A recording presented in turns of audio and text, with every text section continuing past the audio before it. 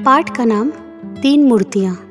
अप्पा जी विजयनगर के राजा कृष्णदेवराय के दरबार के सभासद थे। दिल्ली के सुल्तान ने उनकी बुद्धिमानी की परीक्षा लेने का विचार किया। उसने एक समान दिखने वाली तीन मूर्तियाँ कृष्णदेवराय के पास भेजी। साथ में संदेश भेजा कि यह पता लगाया जाए कि उन तीन मूर्तियों में से कौन सी उत्तम है, कौन सी मध्यम और कौन सी निचले दर्जे की है। कृष्णदेवराय के सारे सभासदों ने मूर्तियों को बारी बारी से देखा और वे चकित हो गए। तीनों में जरा सा भी अंतर नहीं था। देखने में ऐसी लगती थी कि जैसे एक ही सांचे में ढालकर बनाई गई हों। सबने मूर्तियों को परखने का प्रयत्न किया, मगर वे असफल रहे।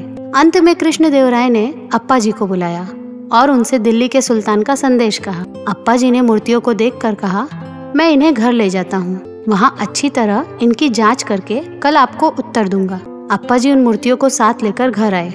दूसरे दिन कृष्णदेवराय की राजसभा लगी हुई थी। अप्पा जी ने कहा, महाराज, मैंने इन मूर्तियों की परीक्षा की। इनमें यह उत्तम है, यह मध्यम है और यह निचले दर्जे की है। कैसे? कृष्णदेवराय ने पूछा। सारे सभासदों को भी यह सुनकर आश्चर्य हुआ। अप्पा जी ने कहा, खूब ध्यान से देखने पर मुझे इन मूर्तियों के कानों में छेद दिखाई दिए।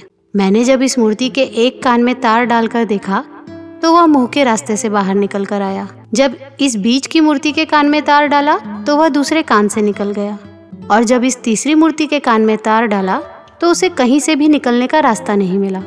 कृष्णदेवराय ने कहा, तो इससे यह कैसे पता चला कि कौन सी मूर्ति कैसी है?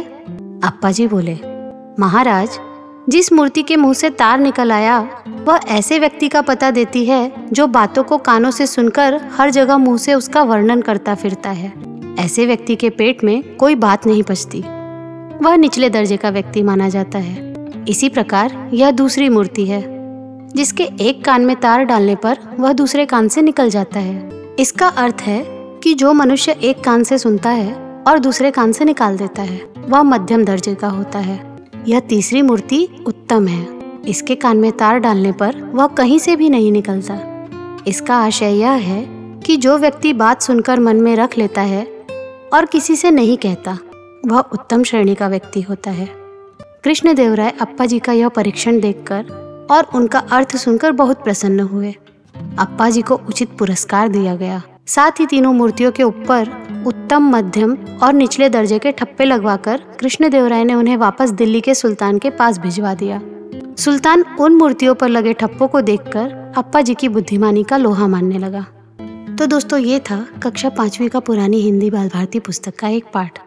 इसी प्रकार के अन्य पाठ एवं कविताएं सुनने के लिए हमारे चैनल के साथ जुड़े रहिए। मिलते हैं अगली कहानी में। तब तक के लिए धन्यवाद।